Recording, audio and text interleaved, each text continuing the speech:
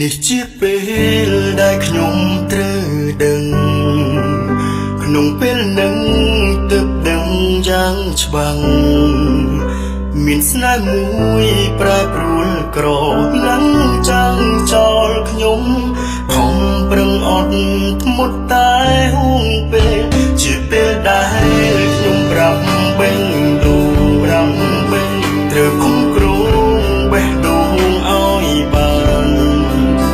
ទោះចិត្តមួយនេះវារំខាននៅតែស្នេហ៍ក៏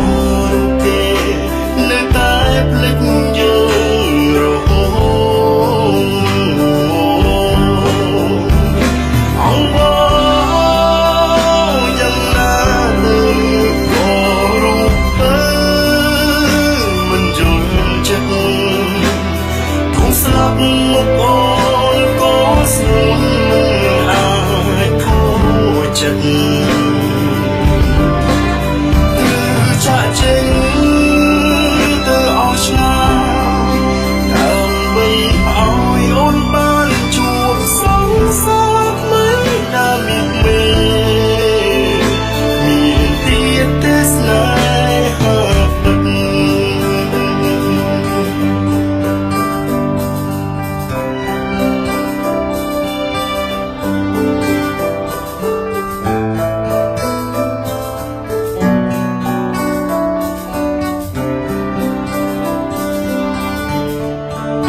ត្រូវលំចិត្ត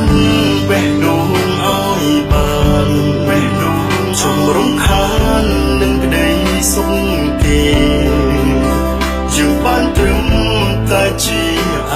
តីតឈប់បានទេដឹងឬទេគេមានចាំងបេះដូងហើយអងវយ៉ាងណាទៅក៏រូបមិនយល់ចិត្ត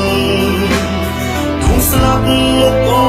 នក៏ស្រួលមិនអាចខូចចិត្តគឺចាក់ចេញទៅអស់ឆ្ងាយដើម្បីឲ្យអូនបានជួបសង្សារថ្មីដែលមានមេមានទៀតទេស្នេហាពិត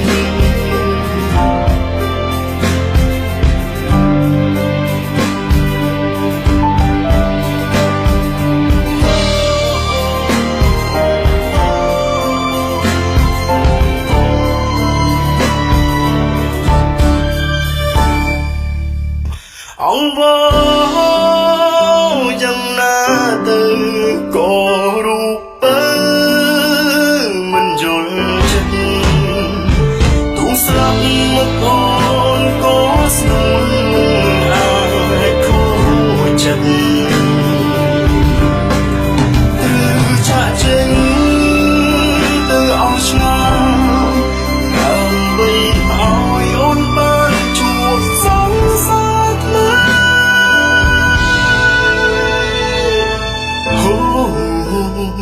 ដើរចេញពីស្រីរហូត